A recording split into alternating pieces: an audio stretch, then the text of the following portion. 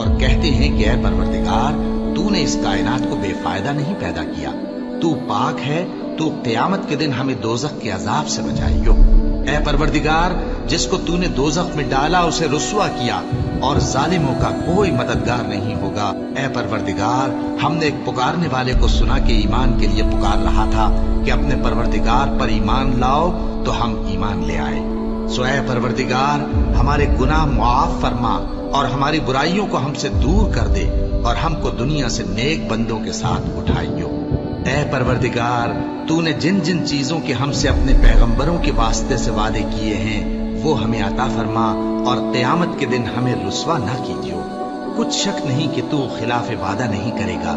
تو ان کے پروردگار نے ان کی دعا قبول کر لی اور فرمایا کہ میں کسی عمل کرنے والے کے عمل کو مرد ہو یا عورت ضائع نہیں کرتا۔